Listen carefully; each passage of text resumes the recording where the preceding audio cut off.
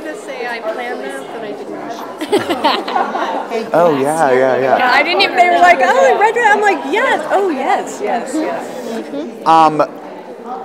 I've been wondering, since this is such a strong show about women and it has so many strong. It is? Oh, I know. I wonder. What's that mean for you? Like getting to produce something like this that it's like just so beautiful in that way. You know, they always say the holy grail of television is women viewers, and for us to be able, you know, our history with me and Ron is doing things with strong female characters, and this is no exception. And I think that's what attracted me to the book in the first place. It was a strong female protagonist.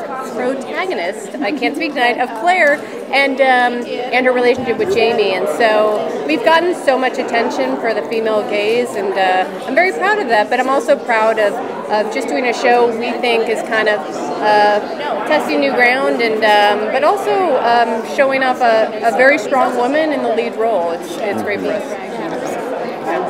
What is something that we don't know is super hard to navigate within doing a show that jumps a bunch of eras?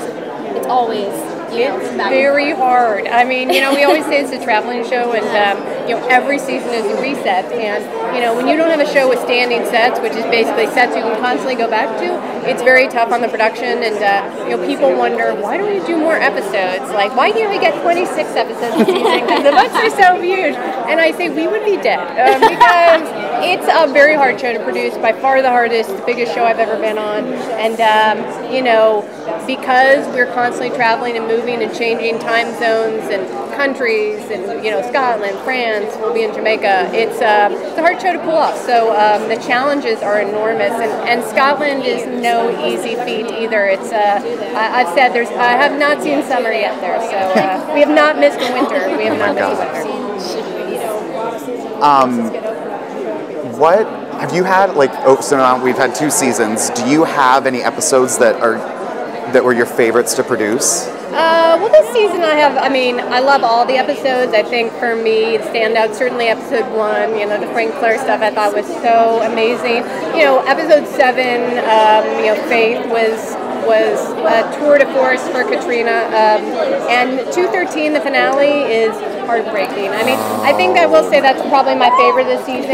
It's supersized. It's 90 We're ready. minutes. Grab your tissues and your whiskey.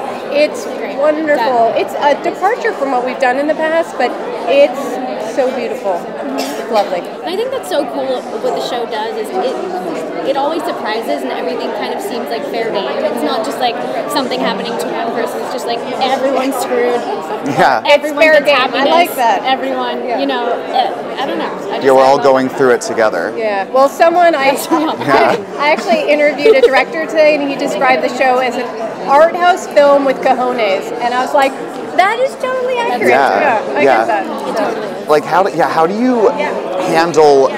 Because I think what's so great about this show is that there are a lot of heavy things, but I think you handle the tone really well. And so how do you do that? How do you handle that balance? Well, I think certain times there isn't really a balance. I mean, you know, certainly Jamie's rape last season was something you couldn't shy away from. It was very brutal and honest and out there, and you know, there's not going to be a lot of lighthearted moments there. But I think, you know, in life, you know, even in the darkest moments, you have some humor, and so I think we sometimes like to pepper the episodes with kind of a lighthearted. I mean, Rupert and Angus are a perfect example of that. You know, every time they're on screen, you just smile, and they're so amazing. The actors are amazing. So I think we just try to do the normal moments where, you know, you have those moments of levity, even among great tragedy. Yeah, we've in one of the most recent episodes, we loved the little rape scenario that they play out, like them like messing with each other, like, oh, it's for the little boy, or no, he wasn't really a boy, a young man. But it was just so funny because there was such a history of it on the show, but then you can laugh in that moment. Yeah. It's just so well handled. Yeah, but it's like guys being guys. I think that's why people are surprised. They think, oh, it's a women's show, and it's a Bodice River. But we have a lot of male fans, and I think it's because, you know, it's the Highlanders, and they love hanging out with those guys. And they're so much fun. It's just like, you know, you want to hang out with them. Oh, yeah. Hang out with them. I know. Exactly. Okay, anyways, thank you so much. Thank you guys so much. I appreciate it.